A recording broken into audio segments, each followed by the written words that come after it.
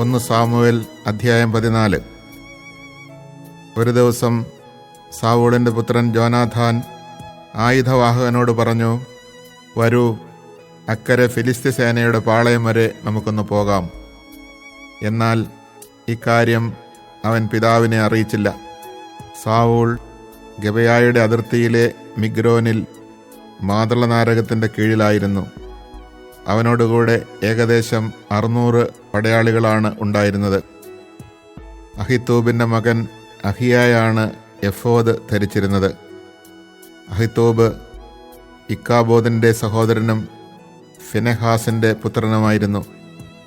ഷീലോയിൽ കർത്താവിൻ്റെ പുരോഹിതനായിരുന്ന ഏലിയുടെ പുത്രനാണ് ഫിനെഹാസ്. യോനാഥാൻ പോയ വിവരം ജനം അറിഞ്ഞിരുന്നില്ല. യോനാഥാൻ ഫിലിസ്ത്യ സൈന്യത്തിൻ്റെ നേരെ ചെല്ലാൻ നോക്കിയ വഴിയുടെ അപ്പുറവും ഇപ്പുറവും കടും തൂക്കായ ഓരോ പാറയുണ്ടായിരുന്നു. ഒന്ന് ബോസസ്, മറ്റേത് സേനെ. ഒന്ന് മിക്മാഷിന് അഭിമുഖമായി വടക്ക് വശത്തും മറ്റേത് ഗേബായ്ക്ക് അഭിമുഖമായി തെക്ക് വശത്തും ഉയർന്നു നിന്നിരുന്നു. യോനാഥാൻ ആയുധവാഹകനായ യുവാവിനോട് പറഞ്ഞു, വരിക, നമുക്ക് ഈ അപരിച്ഛേദിതരായ സൈന്യത്തിൻ്റെ നേരെ ചെല്ലാം. കർത്താവ് നമുക്ക് വേണ്ടി പ്രവർത്തിക്കാതിരിക്കുമോ? ആള് ഏറിയാലും കുറഞ്ഞാലും കർത്താവിനെ രക്ഷിക്കാൻ തടസ്സമില്ലല്ലോ. ആയുധവാഹകൻ അവനോട് പറഞ്ഞു, അങ്ങയുടെ ഇഷ്ടം പോലെ. ഞാൻ അങ്ങയുടെ കൂടെ തന്നെ ഉണ്ട്. അങ്ങയുടെ ഇഷ്ടമാണ് എൻ്റേതും. യോനാഥാൻ പ്രതിവചിച്ചു, നമുക്ക് അവരുടെ നേരെ ചെന്ന് അവരുടെ മുൻപിൽ പ്രത്യക്ഷപ്പെടാം. ഞങ്ങൾ വരുവോളം അനങ്ങിപ്പോകരുത് എന്ന് അവർ പറഞ്ഞാൽ മുൻപോട്ട് പോകാതെ നമുക്ക് അവിടെ തന്നെ നിൽക്കാം. കടന്നു വരുവിൻ എന്ന് പറഞ്ഞാൽ നമുക്ക് കയറി ചെല്ലാം. കർത്താവ് അവരെ നമ്മുടെ കയ്യിൽ ഏൽപ്പിച്ചിരിക്കുന്നു എന്നതിന് അതായിരിക്കും അടയാളം. അങ്ങനെ അവർ ഇരുവരും ഫിലിസ്ത്യ സേനയുടെ മുമ്പിൽ പ്രത്യക്ഷപ്പെട്ടു. ഇതാ, ഒളിച്ചിരുന്ന ഗുഹകളിൽ നിന്ന് ഹെബ്രായർ പുറത്തു വരുന്നു എന്ന് ഫിലിസ്ത്യർ വിളിച്ചു പറഞ്ഞു. കാവൽ സൈന്യം യോനാഥാനെയും ആയുധവാഹകനെയും അഭിവാദനം ചെയ്തുകൊണ്ട് പറഞ്ഞു, ഇങ്ങോട്ട് കയറി വരുവിൻ, ഞങ്ങളൊരു കാര്യം കാണിച്ചു തരാം. യോനാഥാൻ ആയുധവാഹകനോട് പറഞ്ഞു, എൻ്റെ പിന്നാലെ വരിക. കർത്താവ് അവരെ ഇസ്രായേലിൻ്റെ കരങ്ങളിൽ ഏൽപ്പിച്ചിരിക്കുന്നു. യോനാഥാൻ ഇഴഞ്ഞ് മുകളിൽ കയറി, ആയുധവാഹകൻ പിന്നാലെയും. കാവൽ സൈന്യം യോനാഥാൻ്റെ മുമ്പിൽ വീണു. ആയുധവാഹകനാകട്ടെ ഓരോരുത്തരെയായി വധിച്ചു. യോനാഥാനും അവനും കൂടി നടത്തിയ ആ ആദ്യ സംഹാരത്തിൽ ഒരേക്കർ സ്ഥലത്തിനുള്ളിൽ 20 പേരെ വധിച്ചു. പാളയത്തിലും പോർക്കളത്തിലും ജനങ്ങൾക്കിടയിലും അമ്പരപ്പുളവായി. കാവൽ സൈന്യവും കവർച്ചക്കാരും നടുങ്ങി. ഭൂമി കുലുങ്ങി. അതിഭയങ്കരമായ സംഭ്രാന്തി പടർന്നു. പുരുഷാരം ചിന്നിച്ചിതറി ഓടുന്നത് ബെഞ്ചമിനിലെ ഗബയായിലുണ്ടായിരുന്ന സാവൂളിൻ്റെ കാവൽക്കാർ കണ്ടു. അപ്പോൾ സാവൂൾ തന്നോടുകൂടെ ഉണ്ടായിരുന്ന ജനത്തോട് പറഞ്ഞു, നമ്മുടെ കൂട്ടത്തിൽ നിന്ന് പോയത് ആരെന്നറിയാൻ എണ്ണി നോക്കുവിൻ. അവർ നോക്കിയപ്പോൾ യോനാഥാനും ആയുധവാഹകനും അവിടെ ഇല്ലായിരുന്നു.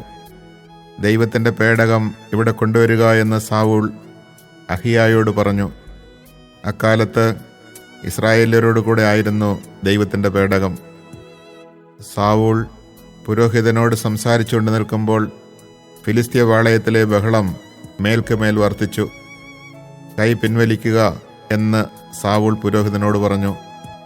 അനന്തരം സാവൂളും കൂടെയുണ്ടായിരുന്ന ജനവും അണിനിരന്ന് യുദ്ധസ്ഥലത്തേക്ക് ചെന്നു.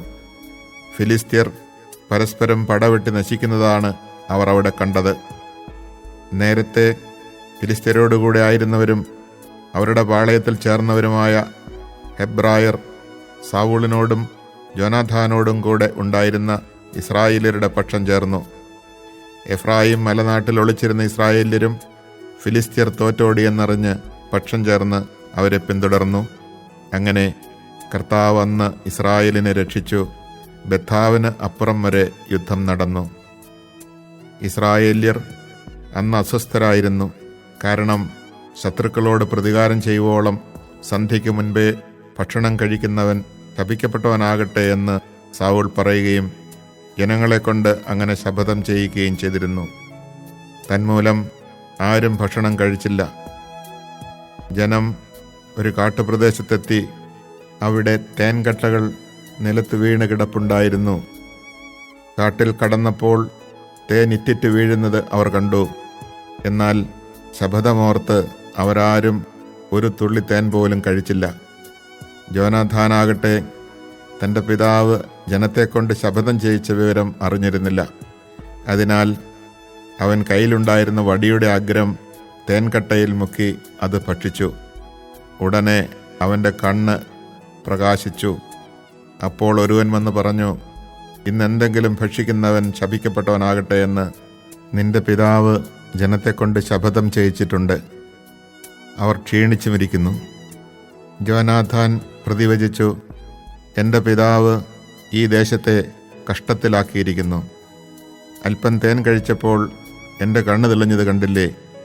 ശത്രുക്കളിൽ നിന്ന് പിടിച്ചെടുത്ത ഭക്ഷണ സാധനങ്ങൾ ജനം വേണ്ടുവോളം ഭക്ഷിച്ചിരുന്നെങ്കിൽ എത്രയോ നന്നായിരുന്നു. ഫിലിസ്ത്യരെ എത്രയോ അധികം കൊന്നൊടുക്കാൻ സാധിക്കുമായിരുന്നു. അവർ ഫിലിസ്ത്യരെ മിക്മാഷ് മുതൽ അയ്യാലോൻ വരെ അനുധാവനം ചെയ്ത് സംഹരിച്ചു. ജനം അത്യധികം ക്ഷീണിച്ചിരുന്നു.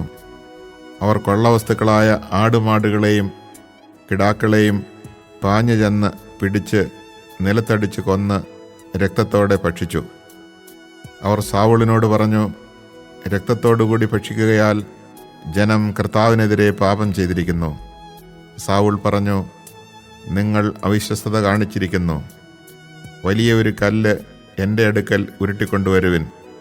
ഓരോരുത്തനും അവനവൻ്റെ കാളയെയോ ആടിനെയോ ഇവിടെ കൊണ്ടുവന്ന് കൊന്നു തിന്നാനും രക്തത്തോടുകൂടെ ഭക്ഷിച്ച് കർത്താവിനെതിരെ പാപം ചെയ്യാതിരിക്കാനും നിങ്ങൾ എല്ലാ ജനങ്ങളോടും പറയുവിൻ. അന്ന് രാത്രി ഓരോരുത്തരും കാളകളെ കൊണ്ടുവന്ന് അവിടെ വെച്ച് കൊന്നു. സൗൽ കർത്താവിനൊരു ബലിപീഠമുണ്ടാക്കി. അവൻ പണിയിച്ച ആദ്യത്തെ ബലിപീഠമാണ് അത്. സൗൽ പറഞ്ഞു, നമുക്ക് രാത്രിയിലും ഫിലിസ്ത്യരെ പിന്തുടർന്ന് പ്രഭാതം വരെ കൊള്ളയടിക്കുകയും സകലരെയും കൊന്നൊടുക്കുകയും ചെയ്യാം. അങ്ങേക്ക് ഉചിതമെന്ന് തോന്നുന്നത് ചെയ്യുക എന്ന് ജനം മറുപടി പറഞ്ഞു. എന്നാൽ പുരോഹിതൻ, നമുക്ക് ദൈവത്തോട് ആരായാം എന്ന് പറഞ്ഞു. സൗൽ ദൈവത്തോട് ചോദിച്ചു, ഞാൻ ഫിലിസ്ത്യരെ പിന്തുടരണമോ? അങ്ങ് അവരെ ഇസ്രായേലിൻ്റെ കരങ്ങളിൽ ഏൽപ്പിക്കുമോ? എന്നാൽ അവിടുന്ന് അന്നവന് മറുപടി നൽകിയില്ല. സൗൽ കൽപ്പിച്ചു, ജനത്തിലെ പ്രമാണികളെല്ലാവരും അടുത്തു വരട്ടെ. ഇന്ന് ഈ പാപം എങ്ങനെ സംഭവിച്ചുവെന്ന് അന്വേഷിച്ചറിയാം. ഇസ്രായേലിൻ്റെ രക്ഷകനായ കർത്താവാണ് ഇത് ചെയ്തത്. എൻ്റെ മകൻ യോനാഥാൻ തന്നെയാണെങ്കിലും മരിക്കണം. ആരും ഉത്തരം പറഞ്ഞില്ല. അവൻ എല്ലാ ഇസ്രായേല്യരോടുമായി പറഞ്ഞു, നിങ്ങളൊരു ഭാഗത്ത് നിൽക്കുവിൻ, ഞാനും എൻ്റെ മകൻ യോനാഥാനും മറുഭാഗത്ത് നിൽക്കാം. നിന്റെ ഇഷ്ടം പോലെ ആവട്ടെ എന്ന് ജനം പറഞ്ഞു. സൗൾ അപേക്ഷിച്ചു, ഇസ്രായേലിൻ്റെ ദൈവമായ കർത്താവേ, ഇന്ന് അങ്ങയുടെ ദാസനോട് ഉത്തരം പറയാത്തതെന്ത്? ഈ പാപം എൻ്റേതോ എൻ്റെ മകൻ യോനാഥാൻ്റേതോ ആണെങ്കിൽ ഇസ്രായേലിൻ്റെ ദൈവമായ കർത്താവേ, അങ്ങ് ഉറീം കൊണ്ടും ഇസ്രായേൽ ജനത്തിൻ്റേതെങ്കിൽ തുമ്മീം കൊണ്ടും അടയാളം കാണിക്കണമേ. യോനാഥാനും സൗളും കുറ്റക്കാരായി കാണപ്പെട്ടു. ജനം രക്ഷപ്പെട്ടു. സൗൾ പറഞ്ഞു, എൻ്റെയും എൻ്റെ മകൻ യോനാഥാൻ്റെയും പേരിൽ കുറിയിടുവിൻ. കുറി യോനാഥാൻ്റെ പേരിൽ വീണു. സൗൾ യോനാഥാനോട് ചോദിച്ചു, നീ എന്താണ് ചെയ്തത്? എന്നോട് പറയുക. യോനാഥാൻ പറഞ്ഞു, എൻ്റെ കയ്യിലുണ്ടായിരുന്ന വടിയുടെ അഗ്രം മുക്കി അല്പം തേൻ ഞാൻ രുചിച്ചു. ഞാനിതാ മരിക്കാൻ തയ്യാറാണ്. യോനാഥാൻ, നീ വധിക്കപ്പെടുന്നില്ലെങ്കിൽ ദൈവം എന്നെ ശിക്ഷിക്കട്ടെ. അപ്പോൾ ജനം സൗളിനോട് പറഞ്ഞു, ഇസ്രായേലിന് വൻ വിജയം നേടിക്കൊടുത്ത യോനാഥാൻ മരിക്കണമെന്നോ? അത് പാടില്ല. കർത്താവാണേ സത്യം, അവൻ്റെ തലയിലെ ഒരു മുടി പോലും നിലത്ത് വീണുകൂടാ. അവൻ ദൈവേഷ്ടമാണ് എന്ന് പ്രവർത്തിച്ചത്. അങ്ങനെ ജനം യോനാഥാനെ രക്ഷിച്ചു. അവൻ വധിക്കപ്പെട്ടില്ല. സൗൾ ഫിലിസ്ത്യരെ പിന്തുടരാതെ മടങ്ങി. ഫിലിസ്ത്യരാകട്ടെ തങ്ങളുടെ സ്ഥലത്തേക്ക് പോയി. ഇസ്രായേലിൻ്റെ രാജാവായതിനു ശേഷം മോവാബ്യർ, അമ്മോന്യർ, ഏദോമ്യർ, സോബാ രാജാക്കന്മാർ, ഫിലിസ്ത്യർ എന്നിങ്ങനെ ചുറ്റുമുള്ള ശത്രുക്കളോടെല്ലാം സാവൂൾ പൊരുതി. അവൻ ചെന്നിടങ്ങളിലെല്ലാം വിജയം വരിച്ചു. അവൻ അമലേക്യരോടും വീറോടെ പൊരുതി ജയിച്ചു. ഇസ്രായേലിനെ കവർച്ചക്കാരുടെ കരങ്ങളിൽ നിന്ന് മോചിപ്പിച്ചു. സാവൂളിൻ്റെ പുത്രന്മാർ ജോനാഥാനും ഇഷ്വിയും മെൽക്കിഷയുമായിരുന്നു. പുത്രിമാരിൽ മൂത്തവൾ മേരബ്, ഇളയവൾ മിഖാൽ. അഹിമാസിൻ്റെ മകൾ അഹിനോവാമായിരുന്നു സാവൂളിൻ്റെ ഭാര്യ. പിതൃസഹോദരനായ നേറിൻ്റെ മകൻ അബ്നേർ സേനാപതിയും. സാവൂളിൻ്റെ പിതാവ് കിഷും അബ്നേറിൻ്റെ പിതാവ് നേറും അബിയേലിൻ്റെ പുത്രന്മാരായിരുന്നു. സാവൂളിൻ്റെ ഭരണകാലം മുഴുവൻ ഫിലിസ്ത്യരുമായി ഉഗ്രയുദ്ധം നടന്നു. ശക്തരും ധീരരുമായവരെയെല്ലാം അവൻ തന്നോടുകൂടെ ചേർത്തിരുന്നു. Chapter 14. One day Jonathan, son of Saul, said to his armor-bearer, "Come, let us go over to the Philistine outpost on the other side." But he did not inform his father. Saul's command post was under the pomegranate tree near the threshing floor on the outskirts of Geba. Those with him numbered about 600 men. Ahijah, son of Ahitub, brother of Ichabod, who was the son of Phinehas, son of Eli, the priest of the Lord at Shiloh, was wearing the ephod. Nor did the soldiers know that Jonathan had gone. Flanking the ravine through which Jonathan intended to get over to the Philistine outpost, there was a rocky crag on each side, one called Bozez, the other Sineh. One crag was to the north toward Michmash, the other to the south toward Geba. Jonathan said to his armor-bearer, "Come, let us go over to that outpost of the uncircumcised. Perhaps the Lord will help us, because it is no more difficult for the Lord to grant victory through a few than through many." His armor-bearer replied, "Do whatever you are inclined to do. I will match your resolve." Jonathan continued, "We shall go over to those men and show ourselves to them. If they say to us, 'Stay there until we can come to you,' we shall stop where we are. We shall not go up to them. But if they say, 'Come up to us,' we shall go up, because the Lord has delivered them into our grasp. That will be our sign." Accordingly the two of them appeared before the outpost of the Philistines, who said, "Look, some Hebrews are coming out of the holes where they have been hiding." The men of the outpost called to Jonathan and his armor-bearer. "Come up here," they said, "and we will teach you a lesson." So Jonathan said to his armor-bearer, "Climb up after me, for the Lord has delivered them into the grasp of Israel." Jonathan clambered up with his armor-bearer behind him. As the Philistines turned to flee him, he cut them down, and his armor-bearer followed him and finished them off. In this first exploit Jonathan and his armor-bearer slew about 20 men within half a furlong. Then panic spread to the army and to the countryside, and all the soldiers, including the outpost and the raiding parties, were terror-stricken. The earth also shook, so that the panic was beyond human endurance. The lookouts of Saul in Geba of Benjamin saw that the enemy camp had scattered and were running about in all directions. Saul said to those around him, "Count the troops and find out if any of us are missing." When they had investigated, they found Jonathan and his armor-bearer missing. Saul then said to Ahijah, "Bring the ephod here." Ahijah was wearing the ephod in front of the Israelites at that time. While Saul was speaking to the priest, the tumult in the Philistine camp kept increasing. So he said to the priest, "Withdraw your hand." And Saul and all his men shouted and rushed into the fight, where the Philistines, wholly confused, were thrusting swords at one another. In addition, the Hebrews who had previously sided with the Philistines and had gone up with them to the camp turned to join the Israelites under Saul and Jonathan. Likewise, all the Israelites who were hiding in the hill country of Ephraim, on hearing that the Philistines were fleeing, pursued them in the rout. Thus the Lord saved Israel that day. The battle continued past Beth-horon. The whole people, about 10,000 combatants, were with Saul, and there was scattered fighting in every town in the hill country of Ephraim. And Saul swore a very rash oath that day, putting the people under this ban: Cursed be the man who takes food before evening, before I am able to avenge myself on my enemies. So none of the people tasted food. Indeed, there was a honeycomb lying on the ground, and when the soldiers came to the comb, the swarm had left it. Yet no one would raise a hand to his mouth from it, because the people feared the oath. Jonathan, who had not heard that his father had put the people under oath, thrust out the end of the staff he was holding, and dipped it into the honey. Then he raised it to his mouth, and his eyes lit up. At this one of the soldiers spoke up: Your father put the people under a strict oath, saying, Cursed be the man who takes food this day. As a result, the people are weak. Jonathan replied, My father brings trouble to the land. Look how bright my eyes are from this small taste of honey I have had. What is more, if the people had eaten freely today of their enemies' booty when they came across it, would not the slaughter of the Philistines by now have been the greater for it? After the Philistines were routed that day from Michmash to Aijalon, the people were completely exhausted.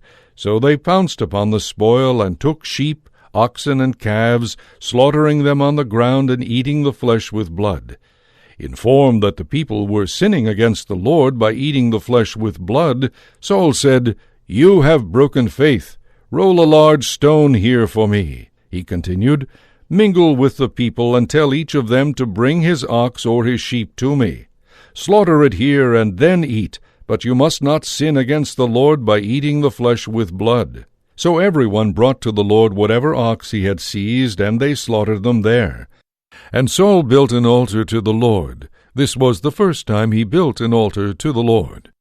Then Saul said, Let us go down in pursuit of the Philistines by night, to plunder among them until daybreak, and to kill them all off. They replied, Do what you think best. But the priest said, Let us consult God. So Saul inquired of God, Shall I go down in pursuit of the Philistines?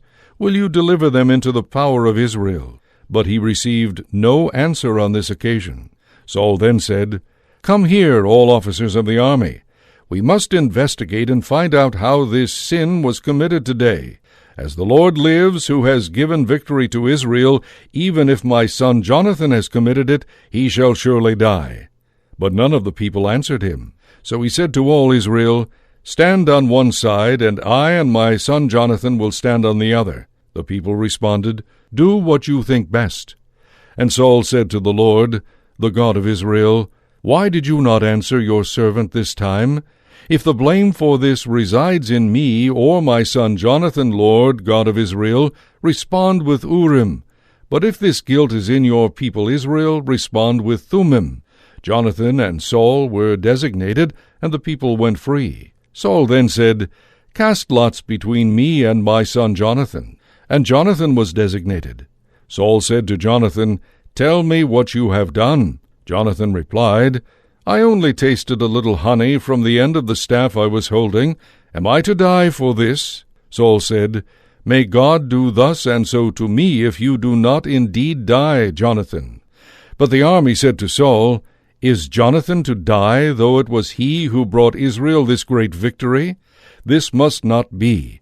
As the Lord lives, not a single hair of his head shall fall to the ground, for God was with him in what he did today.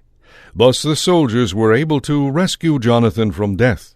After that Saul gave up the pursuit of the Philistines, who returned to their own territory.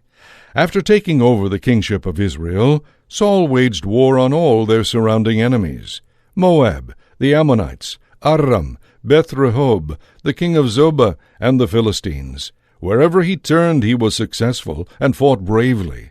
He defeated Amalek, and delivered Israel from the hands of those who were plundering them. The sons of Saul were Jonathan, Ishvi, and Malchishua. His 2 daughters were named, the elder Merob, and the younger Michal. Saul's wife, who was named Ahinoam, was the daughter of Ahimaaz. The name of his general was Abner, son of Saul's uncle Ner. Kish, Saul's father, and Ner, Abner's father, were sons of Abiel. An unremitting war was waged against the Philistines during Saul's lifetime. When Saul saw any strong or brave man, he took him into his service.